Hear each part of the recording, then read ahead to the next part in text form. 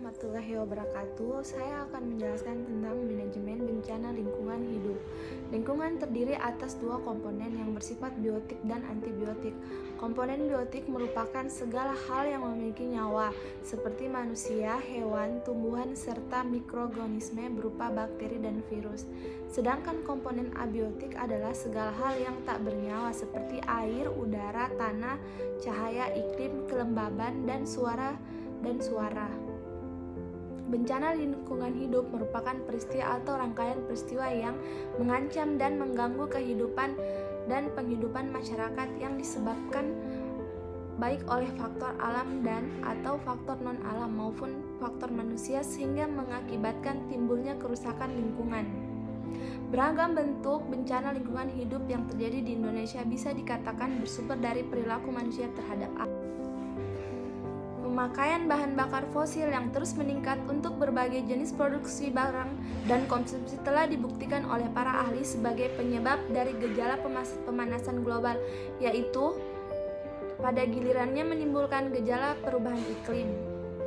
Selanjutnya, perubahan iklim mempengaruhi peristiwa alam seperti perbedaan suhu yang ekstrim dan berakibat pada curah hujan yang sangat tinggi dan terjadinya angin topan yang pada gilirannya menghasilkan bencana alam seperti banjir, tanah longsor, kekeringan, dan badai. Pada titik ini bencana alam tersebut sebenarnya merupakan bencana lingkungan. Sumber penyebab bencana lingkungan hidup adalah kerusakan alam dan lingkungan hidup karena perilaku manusia sebagai tampak pada gejala perubahan iklim. Karakteristik dan mekanisme sosial seperti apa yang bekerja dalam masyarakat sehingga berimplikasi pada semakin meningkatnya kejadian bencana tersebut.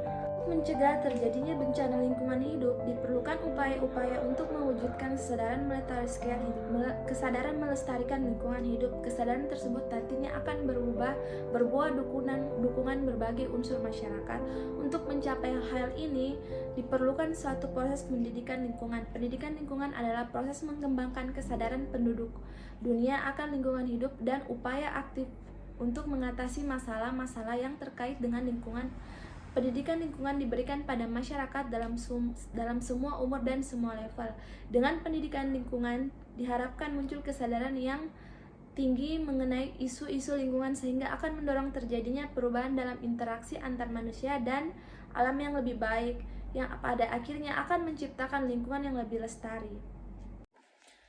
Dan pemulihan komunitas dan atau pelayanan kesehatan atau community health care recovery, yaitu sejauh mana komunitas dan pelayanan kesehatan pada pulih kembali dari bencana. C. Penanggulangan dan mitigasi atau countermeasures dan mitigation yang meliputi yang pertama pemberian obat dan penanggulangan, yaitu kegiatan penyediaan dan penyerahan obat langsung pada masyarakat terdampak bencana. Yang kedua, pengolahan dan distribusi material medis, yaitu kegiatan manajemen logistik persediaan medis masyarakat terdampak bencana. Yang ketiga, intervensi non-farmasi, yaitu tindakan pengobatan bukan medis kepada masyarakat terdampak bencana. Terus yang selanjutnya, peringatan keselamatan dan kesehatan, yaitu penyediaan perangkat peringatan dini jika ada tanda-tanda bencana. D. Manajemen kasus yang dilakukan dengan melakukan koordinasi pemberian layanan kegawat darurat antar pelayanan kesehatan.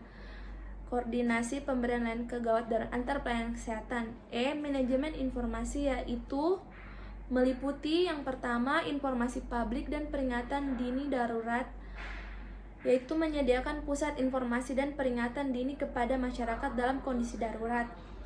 Yang kedua, berbagi informasi atau sharing information, yaitu kegiatan saling menyampaikan informasi antar sektor di bidang kesehatan dan meliputi yang pertama pengendalian angka kematian, yaitu segala macam tindakan yang dianggap perlu untuk mengurangi dan mengendalikan angka kematian.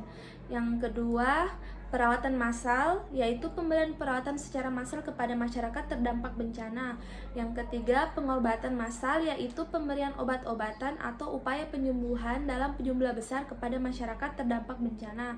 Yang keempat, pengelolaan relawan, yaitu proses perencanaan, pengorganisasian, pengarahan, hingga pengawasan terhadap relawan bencana. Yaitulah tadi paparan saya tentang bencana lingkungan. Terima kasih.